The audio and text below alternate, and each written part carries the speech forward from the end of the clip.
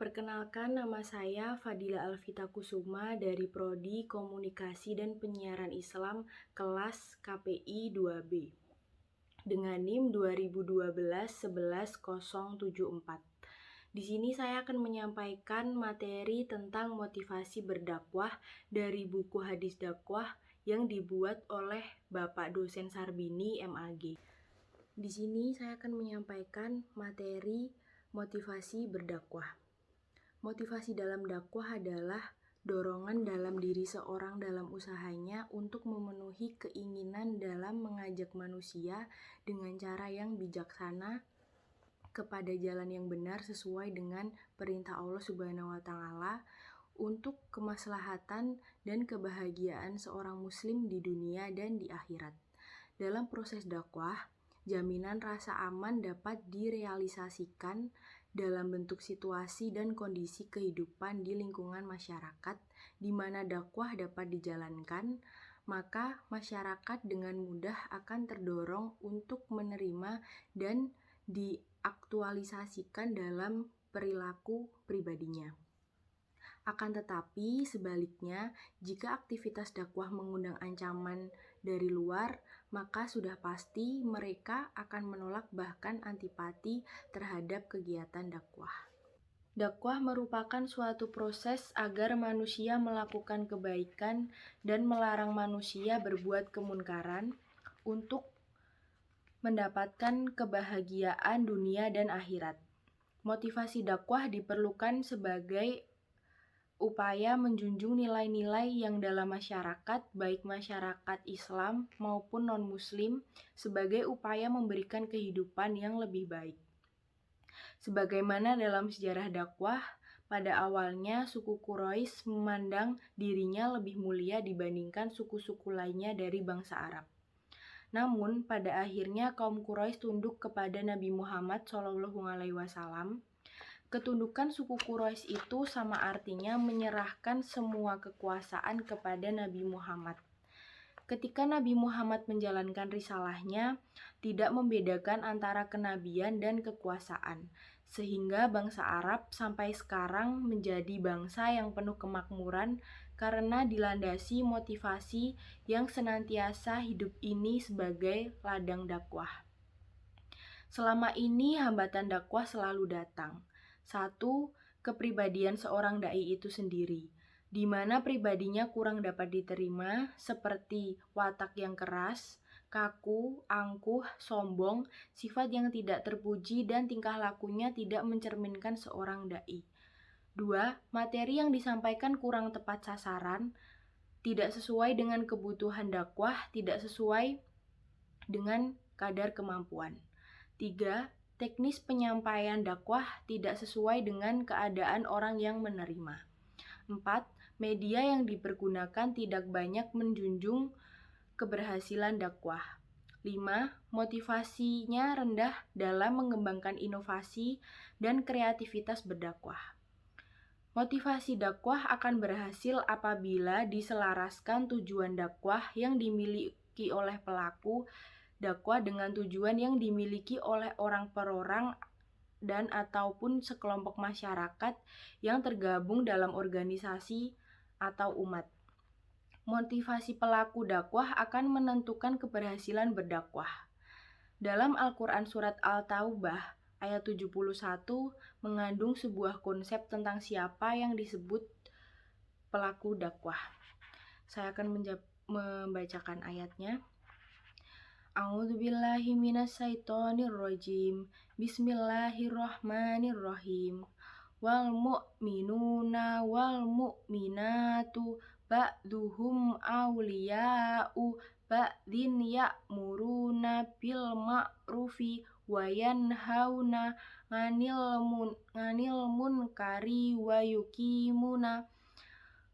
yuqimuna sholawata wa yu'tunaz zakawata wa yuti'una Allaha wa rasulahu. Ulaika sayarhamuhumullah innallaha azizun hakim. Shadaqallahul adzim. Dengan artinya, Dan orang-orang yang beriman, lelaki dan perempuan, sebahagian mereka adalah menjadi penolong bagi sebagian yang lain. Mereka menyuruh mengerjakan yang ma'ruf, mencegah dari yang munkar, mendirikan sholat, menunaikan zakat, dan mereka taat kepada Allah dan Rasul-Nya. Mereka itu akan diberi rahmat oleh Allah, sesungguhnya Allah Maha Perkasa lagi Maha Bijaksana. Secara umum ayat ini menyatakan bahwa menjadi kewajiban bagi seluruh orang Islam, laki-laki ataupun perempuan secara bersama-sama menyaru kepada kebaikan, melarang kemunkaran, mendirikan salat, membayar zakat, beriman kepada Allah dan Rasul-Nya. Berdasar ayat ini sebenarnya setiap pribadi orang Islam merupakan juru dakwah dengan tugas menyebarluaskan ajaran Islam. Meski demikian, sebagaimana bidang lain, dibutuhkan orang-orang khusus yang memenuhi kompetensi tertentu dalam melaksanakan dakwah. Al-Quran dalam hal ini menyebutkan bahwa hendaklah ada dari kalanganmu segolongan umatmu yang bertugas melaksanakan. Dakwah tidak dapat dilaksanakan oleh seseorang tanpa memiliki motivasi dan sikap yang berkaitan aktivitas dakwah. Dakwah Islam secara profesional dapat dilaksanakan oleh seseorang yang memiliki syarat-syarat tertentu. Sayyid Qutb dalam menafsirkan Al-Quran surat Al-Taubah ayat 122 berpandangan bahwa orang yang mukmin tidak boleh semuanya berjuang mengangkat senjata. Tetapi perlu di antara mereka ada yang berjuang mengangkat senjata. Tetapi perlu di antara mereka yang mendalami masalah-masalah lain dalam spesialisasi dan bidang tertentu, seperti ekonomi, politik, akidah, dan lain sebagainya. Saya akan membacakan ayatnya. A'udzubillahi minasyaitonirrajim. Bismillahirrahmanirrahim. Wa ma kanal mu'minuna liyanfiru ka'anna falaula nafaro min kulli firqatin minhum ta'ifatul liyattafaqahu fit dini waliyunzir qaumahum idza raja'u ilaihim la'allahum tahdzarun, yang artinya tidak sepatutnya bagi mukminin itu pergi semuanya ke medan perang. Mengapa tidak pergi dari tiap-tiap golongan di antara mereka beberapa orang untuk memperdalam pengetahuan mereka tentang agama dan untuk memberikan peringatan kepada kaumnya apabila mereka telah kembali kepadanya supaya mereka tidak dapat menjadi dirinya. Motivasi berdakwah yang dibangun dengan ilmu pengetahuan bergerak memberi peringatan dakwah kepada masyarakat. Ayat Al-Quran di atas menegaskan bahwa dakwah pada hakikatnya berisi kegiatan transformasi ajaran Islam kepada umat manusia adalah kegiatan yang membutuhkan ketersediaan sumber daya manusia yang memiliki standar persyaratan dan norma tertentu. Pengetahuan metodologis dijadikan rujukan dan sekaligus dengan sendirinya menjadi norma yang membatasi setiap individu yang akan melaksanakan dakwah kepada masyarakat. Berkaitan dengan itu, maka perlu motivasi berdakwah yang dilaksanakan seorang pelaku dakwah atau dai. Motivasi dakwah menjadi nilai sekaligus pedoman bagi juru dakwah dapat digali dari Al-Quran. 1. Ikhlas karena Allah. Sebagaimana ibadah-ibadah lain bahwa dakwah berhukum wajib. Kewajiban tersebut melekat pada setiap pribadi orang Islam yang dalam pelaksanaannya memerlukan norma tertentu. Makna ikhlas di sini adalah semata-mata melaksanakan ibadah hanya untuk Allah, seperti mencari kedudukan, kemuliaan, dan kekayaan. Keikhlasan menjadi dasar diterimanya seluruh ibadah manusia, tidak terkecuali berdakwah. 2. Tidak berharap balasan pahala atau sanjungan dari manusia. Pelaku dakwah atau dai menjalankan tugasnya semata-mata berharap ridho Allah, bukan berharap balasan pahala dari manusia. Dituliskan di Al-Quran surat Al-Syura ayat 127. Berdasar ayat tersebut, pelaku dakwah tidak mudah putus asa jika menemukan fakta tujuan dakwahnya belum tercapai secara maksimal. Mentransformasikan ajaran Islam butuh totalitas dan motivasi yang tinggi pelaku dakwah. 3. Melaksanakan kewajiban dakwah sebagai perintah dan takut dari ancaman Allah menjalankan dakwah. Pelaku dakwah harus memposisikan dakwah sebagai tugas yang dilaksanakan berdasarkan perintah Allah dan Rasul-Nya.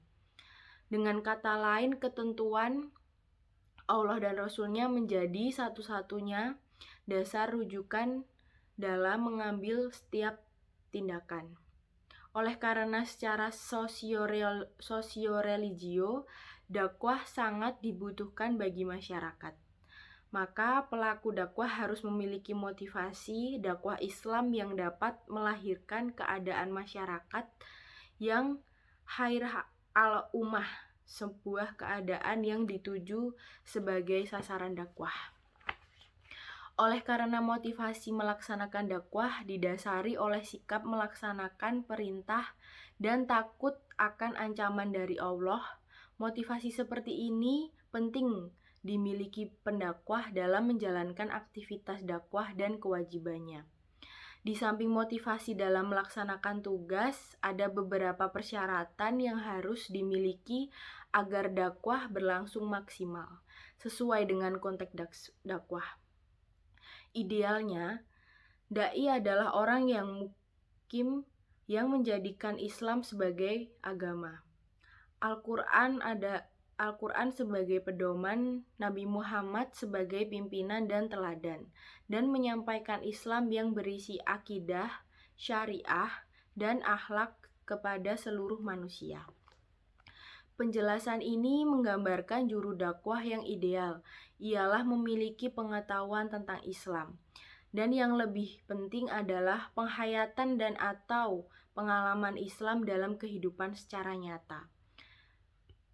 Dengan kata lain, sekalipun seseorang mempunyai ilmu pengetahuan sangat luas, tetapi jika belum mengamalkan ajaran Islam, maka ia belum memenuhi syarat sebagai pendakwah.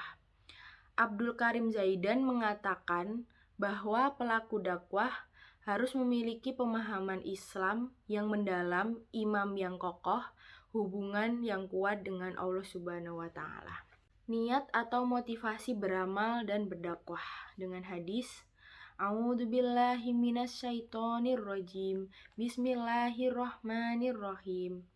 Haddatsanal Humaydiyu Abdullahi ibnu Zubairi qala haddatsana Sufyanu qala haddatsana Yahya ibnu Sa'idin Ansoriyu qala akhbarani Muhammadu ibnu Ibrahim at-Taimiyu annahu sami'a al-qamata ba'na waqqa silaithiya yaqulu sami'tu Umar ba'nal radhiyallahu anhu alal minbari qala sami'tu Rasulullahi sallallahu alaihi wasallam yaqulu innama a'malu binniyati wa innama likulli imri'in ma nawa faman kanat hijratuhu ila dunyayu sibuha au ilam ro'atin yankihuha fa hijratuhu ila ma hajara ilaih. Shadaqallahul adzim. Yang artinya diterjemahkan, telah menceritakan kepada kami Al-Humaydi Abdullah bin Az-Zubair, dia berkata, telah menceritakan kepada kami Sufyan yang berkata bahwa telah menceritakan kepada kami Yahya bin Sa'id Al-Anshari berkata, telah mengabarkan kepada kami Muhammad bin Ibrahim At-Taimi bahwa dia pernah mendengar Al-Hakam bin Waqqas Al-Laitsi berkata, saya pernah mendengar Umar bin Al-Khattab di atas mimbar berkata, saya mendengar Rasulullah Shallallahu Alaihi Wasallam bersabda, semua perbuatan tergantung niatnya dan balasan bagi tiap-tiap orang tergantung apa yang diniatkan. Barang siapa niat hijrahnya karena dunia yang ingin digapainya atau karena seorang perempuan yang ingin dinikahinya, maka hijrahnya adalah kepada apa dia diniatkan. Hadis Bukhari nomor 1.